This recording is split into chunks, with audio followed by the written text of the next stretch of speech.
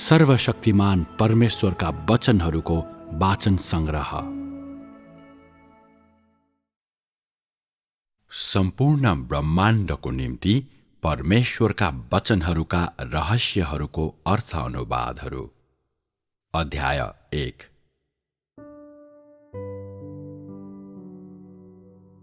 कसैले पनि मेरा वचनहरूको जड पत्ता लगाउन सक्दैन, न त मैले ती वचन बोल्नुको उद्देश्यलाई जान्न सक्छ भनेर परमेश्वरले भन्नु भए जस्तै परमेश्वरका आत्माको मार्गदर्शन नभएको भए र उहाँका वाणीहरूको आगमन नभएको भए सबै मानिसहरू उहाँको सजायमा नाश हुने थिए। परमेश्वरले सबै मानिसहरूलाई जाँच गर्नको लागि किन यति धेरै समय लिनुभयो अनि 5 महिना जति लामो समय लाग्यो?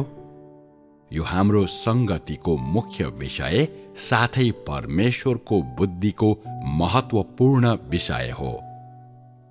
हामी कल्पना गर्न सक्छौं, मानिसलाई जाँच्ने यो अवधि बिना र यदि परमेश्वरले भ्रष्ट मानव जातिलाई जोरदार रूपमा प्रहार गर्ने, मार्ने र तोड्ने नगर्नुहुने हो भने, यदि मण्डली निर्माणको काम आजको दिनसम्म नै जारी रहेको भए परिणाम के हुने थियो? त्यसकारण परमेश्वरले पहिलो वाक्यमा नै मुख्य कुरा बताउनुहुन्छ। यी धेरै महिनाको कामको लक्षित प्रभावको बारेमा सिधै कुरा उठाउनुहुन्छ। उहाँले साँच्चै नै पहिलो प्रहारमै लक्ष्यभेद गर्नुहुन्छ। धेरै महिनाको यो अवधिमा परमेश्वरले गर्नुभएका कामहरूमा रहेको बुद्धिलाई देखाउन यो नै पर्याप्त छ। ती कार्यहरूले हरेकलाई परीक्षाको माध्यमबाट कसरी समर्पित हुने र आफूलाई इमानदारीपूर्वक कसरी अर्पण गर्ने, पीडादायी शोधनबाट परमेश्वरलाई अझै राम्ररी कसरी चिन्ने भनेर सिक्न सक्षम तुल्याएका छन्। मानिसहरूले अनुभव गर्ने नैराश्यता जति ठूलो हुन्छ, तिनीहरूले आफैलाई त्यति नै राम्ररी चिन्न पुग्छन्।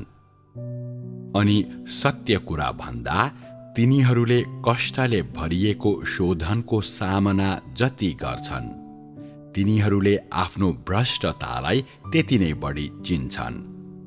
यहाँसम्म कि तिनीहरू परमेश्वरको निम्ति सेवाकर्ता बन्न समेत योग्य छैनन् र तिनीहरूले सेवा गर्न पाउनु भनेको उहाँले तिनीहरूलाई उत्थान गर्नु भएको हो भन्ने तिनीहरूले पहिचान गर्छन्। त्यसकारण यो परिणाम हासिल गरेपछि जब मानिसले आफ्नो हरेक भागको प्रयोग गरिसकेको हुन्छ, तब परमेश्वरले कुनै कुरालाई नलुकाइकन प्रत्यक्ष रूपमा नै कृपाका आवाजहरू निकाल्नुहुन्छ। यी केही महिनापछि परमेश्वरको काम गर्ने विधिले आजको दिनलाई सुरुवाती बिन्दुको रूपमा लिन्छ भन्ने कुरा स्पष्ट रूपमा देख्न सकिन्छ। उहाँले यो कुरा सबैले देख्ने गरी स्पष्ट पार्नु भएको छ। विगतमा परमेश्वरले प्राय जसो परमेश्वरका मानिसहरूको रूपमा बोलाइने अधिकार प्राप्त गर्न सजिलो छैन भन्नु भएको हुनाले उहाँले उहाँका सेवाकर्ताहरूका रूपमा उल्लेख गरिने मानिसहरूलाई यी वचनहरू दिनुभएको छ, जुन कुरा परमेश्वर विश्वास योग्य हुनुहुन्छ, जसमा कुनै शङ्का छैन भन्ने कुरालाई देखाउन पर्याप्त छ। परमेश्वरले जे भन्नुहुन्छ ती कुराहरू विभिन्न हदमा पूरा हुनेछन् र यो कुनै पनि हालतमा बकमफुसे गफ होइन। जब सबै मानिसहरू सुर्ता र शोकले भरिएर व्याकुल भएका हुन्छन्, परमेश्वरका यस्ता वचनहरूले तिनीहरूको मुटु छुन्छ तिनीहरूको निराशा माझ तिनीहरू सबैलाई उत्साह दिएर जगाउँछ। मानिसको मनबाट थप कुनै शङ्का हटाउनको लागि परमेश्वरले यी वचनहरू थप्नुभयो। तिनीहरूलाई मेरा मानिस भनी सम्बोधन गरिए पनि यो उपाधि मेरा छोराहरू कहलिनु भन्दा कम महत्त्वको होइन। परमेश्वरले मात्रै आफ्नो अख्तियारको रक्षा गर्न सक्नुहुन्छ भन्ने कुरालाई देखाउन यो नै पर्याप्त छ र मानिसहरूले यो कुरा पढेपछि तिनीहरूले यो त काम गर्ने विधि मात्र होइन बरु तथ्य हो भन्ने कुरालाई अझै दृढ रूपमा विश्वास गर्नेछन्। अझै थप रूपमा भन्दा मानिसहरूका दर्शनहरू अस्पष्ट नहुन् भनेर उहाँको नयाँ शैलीमा हरेकको पहिचानलाई स्पष्ट रूपमा उल्लेख गरिएको हुन्छ। परमेश्वरको बुद्धिलाई देखाउनको लागि यो नै पर्याप्त छ र यसले मानिसहरूलाई परमेश्वरले मानिसहरूको हृदय देख्न सक्नुहुन्छ भनेर अझै राम्ररी जान्ने तुल्याउँछ। मानिसहरू आफ्ना विचार र काममा कठपुतली हुन्, जसको धागो चलाउने परमेश्वर हुनुहुन्छ र यो कुरा निश्चित छ र यसमा कुनै शङ्का छैन। सुरुवातमा फर्केर जाँदा परमेश्वरले सुरुदेखि नै उहाँको कामको पहिलो चरण अर्थात् मण्डलीलाई शुद्ध पार्ने काम पहिले नै समाप्त भइसकेको छ भनेर प्रत्यक्ष रूपमा औल्याउनु भएको छ। अहिलेको परिस्थिति पहिलेको जस्तो छैन र मेरो काम नयाँ सुरुवातको बिन्दुमा प्रवेश गरेको छ।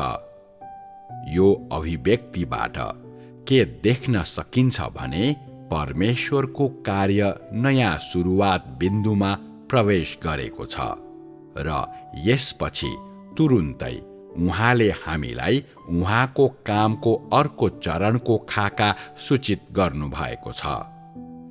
मण्डली निर्माणको काम समाप्त भएपछि राज्यको युगको जीवन सुरु हुनेछ, किनभने अब यो मण्डली निर्माणको युग होइन तर सफलतापूर्वक राज्य निर्माण गर्ने युग हो।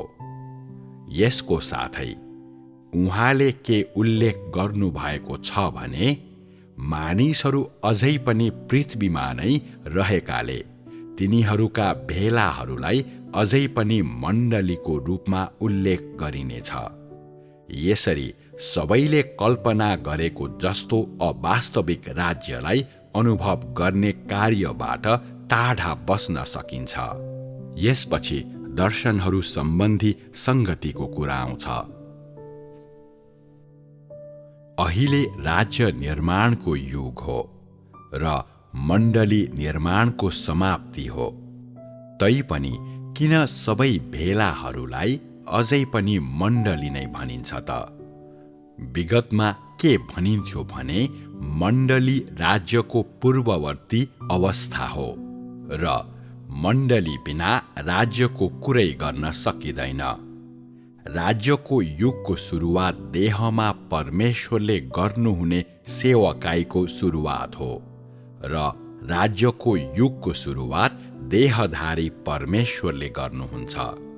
उहाँले जे ल्याउनुहुन्छ त्यही नै राज्यको युग हो, राज्यको आधिकारिक अवरोहण होइन। यो कुराको कल्पना गर्न त्यति कठिन छैन। मैले परमेश्वरका मानिसहरू भनेर राज्यको युगका मानिसहरूलाई उल्लेख गरिरहेको छु, राज्य स्वयंका मानिसहरूलाई होइन।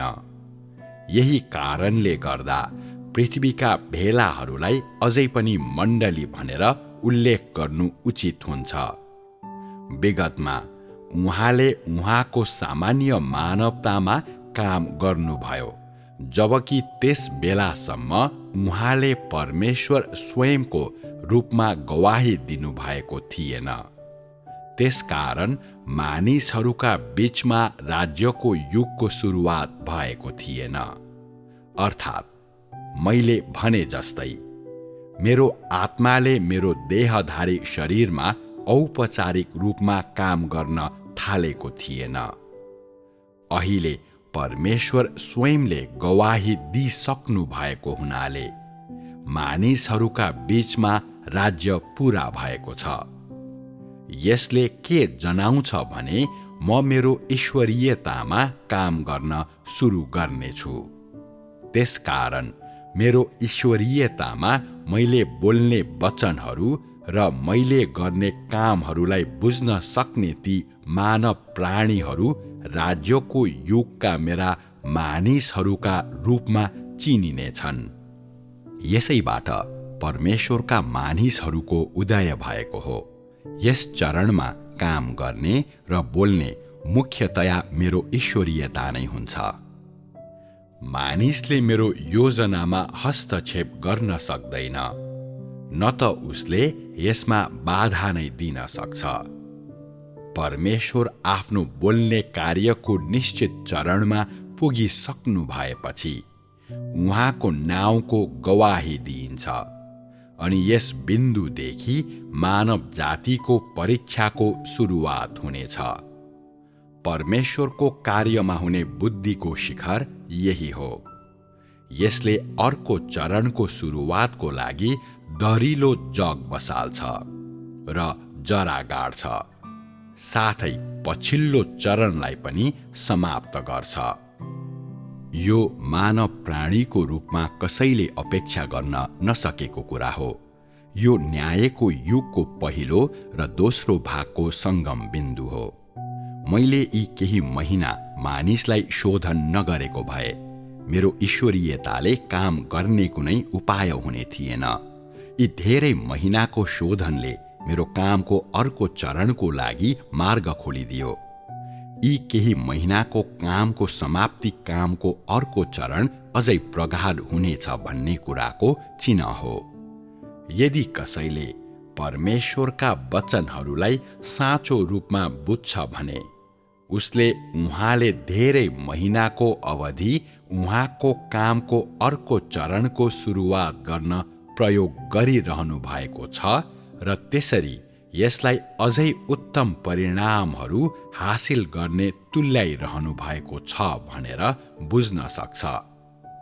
मेरो मानवताको अवरोधले मेरो कामको अर्को चरणमा बाधा पैदा गरेको हुनाले कष्टद्वारा गरिएको यी केही महिनाको शोधनबाट दुवै पक्षमा सुधार भएको छ र ठोस लाभ ल्याएको छ। यसको परिणाम स्वरूप अहिले मात्रै मैले मानिसलाई उल्लेख गर्ने तरिकालाई उसले कदर गर्न थालेको छ। त्यसकारण जब आफ्नो कलमद्वारा परमेश्वरले मानिसहरूलाई अब उपरान्त तिनीहरूलाई सेवाकर्ता भनी भन्ने छैन, तर परमेश्वरका मानिसहरू भनी भन्ने छु भनी भन्नुभयो, तब तिनीहरू सबै अत्यन्तै खुसी भए। यो मानिसको कमजोरीको बिन्दु थियो। मानिसको यो मुख्य कमजोरीलाई हात पार्नको लागि नै परमेश्वरले त्यसरी बोल्नु भएको थियो। सबै मानिसहरूलाई जित्न र तिनीहरूको पूर्ण हृदयको विश्वास प्राप्त गर्नको लागि र कतिपय मानिसहरूको भक्तिमा अशुद्धता मिसिएको छ भनेर औल्याउनको लागि परमेश्वरले विभिन्न प्रकारका मानव कुरूपताहरूलाई प्रकट गर्न थप कदमहरू चाल्नु भएको छ र यस क्रममा उहाँले आफ्ना वचनहरू पूरा गर्नु भएको छ। मलाई प्रेम गर्ने कार्यमा कतिजना इमानदार छन्, कसले आफ्नै भविष्यलाई ध्यानमा राख्दै काम गरिरहेको छैन। आफ्ना परीक्षाहरूको अवधिमा कसले गुनासो गरेको छैन। यस्ता वचनहरूद्वारा हरेक व्यक्तिले आफ्नै अवज्ञा, विश्वासघात र पूर्ण भक्तिको कमीलाई पहिचान गर्न सकेका छन्। त्यसरी उहाँलाई खोजी गर्ने हरेक व्यक्तिलाई हरेक कदममा परमेश्वरको कृपा र प्रेमिलो दयालुपनले पछ्याउँछ भन्ने देखेका छन्। यस कुरालाई यी वचनहरूबाट देख्न सकिन्छ। जब कतिपय मानिसहरू पछि फर्कन लागेका हुन्छन्, जब मैले मेरो बोल्ने शैलीलाई परिवर्तन गर्ने आशा गरिरहनेहरू सबैले आशा गुमाएका हुन्छन्, त्यो बेला म मुक्तिको आवाजहरू निकाल्छु र मलाई इमानदारी साथ प्रेम गर्नेहरूलाई मेरो राज्यमा, मेरो सिंहासनको अघि फर्काएर ल्याउँछु। यहाँ मलाई इमानदारी साथ प्रेम गर्नेहरू भन्ने वाक्यांश र कतिजनाले मलाई इमानदारी साथ प्रेम गर्छन् भन्ने आलङ्कारिक प्रश्न एक अर्कासँग बाँझिँदैनन्। तिनले यस प्रसङ्गमा कसरी इमानदारीमा अशुद्धताहरू समावेश छन् भन्ने कुरालाई देखाउँछन्। परमेश्वरलाई केही पनि थाहा छैन भन्ने होइन, बरु परमेश्वरले मानिसहरूको हृदयको अन्तस्करणलाई देख्न सक्नुहुने हुनाले नै उहाँले इमानदारी जस्ता शब्दहरूको प्रयोग गर्नुभएको छ, जुन हरेक व्यक्तिलाई परमेश्वरप्रतिको तिनीहरूको ऋणीपनलाई महसुस गर्न लगाउन र आफैलाई अझै कठोरताको साथ धिक्कार्न लगाउन, साथै तिनीहरूको हृदयका गुनासाहरू पूर्ण रूपमा शैतानबाट आएका हुन् भन्ने तथ्यलाई पहिचान गर्न लगाउनको लागि भ्रष्ट मानव जातिप्रति केन्द्रित व्यङ्ग्योक्ति हो। भक्ति जस्ता शब्द देख्दा हरेक व्यक्ति अचम्ममा पर्छ र मनमनै विचार गर्छ, धेरै पटक मैले स्वर्ग र पृथ्वीको विरुद्धमा काम गरेको छु र मैले धेरै पटक छोडेर जान चाहेको छु, तर मलाई परमेश्वरको प्रशासनिक आदेशहरूको डर भएको हुनाले म काम कुरालाई जसो तसो सकाउन मात्रै समस्याहरूको सामना गर्थेँ र अरूले जसो गर्छन् त्यसै गर्थेँ। यदि काम कुराहरू साँच्चै नै निराश लाग्दो हुन पुगे भने बिस्तारै पछि हट्नको लागि मलाई अझै पर्याप्त समय हुनेछ भनेर विचार गर्दै म परमेश्वरको निराकरणलाई पर्खिन्थेँ। तर अहिले परमेश्वरले हामीलाई उहाँका भक्त मानिसहरू भनेर बोलाइरहनु भएको छ। के परमेश्वर साँच्चै नै मानिसहरूको अन्तस्करणलाई देख्ने परमेश्वर हुनुहुन्छ त?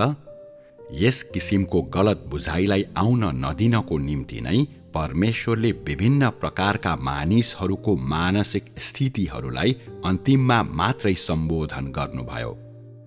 यसरी हरेक व्यक्तिलाई भित्री रूपमा शङ्का गर्ने तर बाहिरी रूपमा प्रसन्नता देखाउने अवस्थाबाट हृदय, वचन र दृश्यबाट विश्वस्त हुने अवस्थामा रूपान्तरण गराउनुभयो। यसरी परमेश्वरको वचनले मानिसमा पार्ने प्रभाव अझै गहन भएको छ र यसको प्राकृतिक परिणाम स्वरूप मानिस अलि बढी डर मान्ने, अलि बढी आदर गर्ने बनेको छ र अझ भन्ने हो भने उसले परमेश्वरको बारेमा अझै राम्रो बुझाइ प्राप्त गरेको छ। अन्तिममा मानिसका चिन्ताहरूलाई कम गर्नको लागि परमेश्वरले भन्नुभएको छ, तर विगत त विगत नै भइसकेको र वर्तमान आइसकेको हुनाले विगतको यादमा उदास हुँदै डुब्नुपर्ने वा भविष्यको लागि विचार गर्नुपर्ने कुनै आवश्यकता छैन। यस किसिमको दबावपूर्ण, मैत्रीपूर्ण तर अर्थपूर्ण बोल्ने शैलीको अझै ठूलो प्रभाव हुन्छ। यसरी यसले उहाँका वचनहरू पढ्ने सबैलाई विगतको नैराश्यताको बीचमा फेरि पनि ज्योति देखेर परमेश्वरको बुद्धि र कार्यहरूलाई देख्न, परमेश्वरका मानिसहरू भन्ने पदवी नाम प्राप्त गर्न, आफ्नो हृदयमा भएका शङ्काका बादलहरूलाई हटाउन र तिनीहरूको मानसिक स्थितिका बदलिरहने ढाँचाहरूबाट आफैलाई चिन्न सक्ने तुल्याउँछ। परिणाम स्वरूप यी अवस्थाहरू घट्छन् र बढ्छन् र दुःख र शोक, खुशी र आनन्द पैदा गर्छन्। यस अध्यायमा परमेश्वरले यति जीवन्त र स्पष्ट रूपमा मानिसहरूको रूपरेखा चित्रण गर्नुभएको छ कि यो सिद्धताको बिन्दुमा नै आइपुगेको छ। यो साँच्चै नै मानिसले हासिल गर्न नसक्ने कुरा हो। मानव हृदयको गहिराईका गुप्त स्थानहरूको रहस्यहरूलाई साँच्चै नै खुलासा गर्ने कुरा हो। के यो मानिसले गर्न सक्ने कुरा हुन सक्छ त? यसपछि तुरुन्तै आउने र अझै महत्त्वपूर्ण खण्ड तल दिएको अनुच्छेद हो, जसले मानिसलाई प्रत्यक्ष रूपमा दिइएको परमेश्वरको प्रशासनिक आदेशलाई प्रकट गर्छ। यति मात्र होइन, यो सबैभन्दा महत्त्वपूर्ण खण्ड पनि हो। मानिस भएको हुनाले जो वास्तविकता विरुद्ध जान्छन् र जसले मेरो निर्देशन अनुसार काम कुरा गर्दैनन्, तिनीहरूको अन्त्य राम्रो हुने छैन। तर तिनीहरूले आफूमाथि समस्या मात्रै ल्याउनेछन्। ब्रह्माण्डमा हुने सबै कुरा मध्ये त्यहाँ यस्तो केही छैन जसमा मेरो निर्णय हुँदैन। के यो परमेश्वरको प्रशासनिक आदेश होइन र? यो प्रशासनिक आदेशलाई अवहेलना गर्ने मानिसहरूको उदाहरणहरू धेरै छन् भन्ने कुरालाई देखाउन यो नै पर्याप्त छ। माथि उल्लेख गरिए अनुसार परमेश्वरले हरेकलाई आफ्नै गन्तव्यको बारेमा नसोच्न अनुरोध गर्नुभएको छ। यदि कसैले परमेश्वरको योजनाबद्ध कार्यबाट मुक्त हुने आँट गर्यो भने त्यसका परिणामहरू कल्पना गर्न नसकिने गरी भयानक हुनेछन्। त्यसपछि यसले यी वचनहरूमा अन्तर्दृष्टि र ज्योति प्राप्त गरेकाहरू सबैलाई परमेश्वरको प्रशासनिक आदेश अझै राम्ररी बुझ्ने साथै उहाँको प्रतापलाई उल्लङ्घन गर्न सकिँदैन भन्ने बुझ्न सक्षम तुल्याउँछ र यसरी उसलाई बतास र तुषारोको सामना गरेर कठोर सर्दीको खतरामा पनि खडा भइरहने अनि प्रकृतिको भरिभराउ हरियालीपूर्ण जीवन शक्तिमा योगदान दिइरहने देवदार जस्तै अझै अनुभवी र स्थिर बनाउँछ। यो खण्ड पढेपछि धेरैजसो मानिसहरू चकित बन्छन्, मानौ तिनीहरू कुनै भुल भुलैयामा परेका छन्। यसको कारण के हो भने परमेश्वरका वचनहरूको विषयवस्तु तुलनात्मक रूपमा चाँडै परिवर्तन हुन्छन्। त्यसकारण आफ्नै भ्रष्ट स्वभावहरूलाई बुझ्ने प्रयास गर्दा 10 जना मध्ये 9 जना मानिसहरू भुल भुलैयामा पर्छन्। भविष्यमा काम अझै सहजताको साथ अघि बढ्न सकोस् भनेर सबै मानिसहरूको हृदयमा भएका शङ्काहरू हट्न सकुन् भनेर अनि परमेश्वर माथिको विश्वासमा सबैजना एक कदम अघि बढ्न सकुन् भनेर उहाँले त्यस खण्डको अन्तिममा यो कुरालाई जोड दिनुभएको छ। मलाई इमानदारीपूर्वक प्रेम गर्ने प्रत्येक व्यक्ति निश्चय नै मेरो सिंहासनको अगाडि फर्केर आउनेछ। तसर्थ उहाँको कामका धेरै महिनामा सहभागी भएका मानिसहरूको मन मस्तिष्क तुरुन्तै तिनीहरूको डरको केही भागबाट मुक्त हुन्छन्। यति मात्र कहाँ हो र? यता न उता भएर हावामा अड्केको तिनीहरूको हृदय ठूलो ढुङ्गा भुइँमा खसे जस्तै यथास्थितिमा फर्कन्छ। तिनीहरूले अब उपरान्त आफ्नो गन्तव्यको बारेमा विचार गर्नु पर्दैन। यसको साथै परमेश्वरले अब उपरान्त कुनै खोक्रा शब्दहरू बोल्नुहुने छैन भन्ने तिनीहरूले विश्वास गर्छन्। मानिसहरू आत्मधर्मी भएका हुनाले परमेश्वरलाई सबैभन्दा बढी भक्ति मैले नै देखाउँछु भनेर विश्वास नगर्ने एकजना पनि छैन। यही कारणले गर्दा अझै उत्तम परिणाम हासिल गर्नको लागि परमेश्वरले ध्यान दिएर नै इमानदारीपूर्वक भन्ने शब्दलाई जोड दिनुभएको छ। यो उहाँको कामको अर्को चरणको लागि मार्ग तयार गर्न र जग बसाल्नको लागि हो।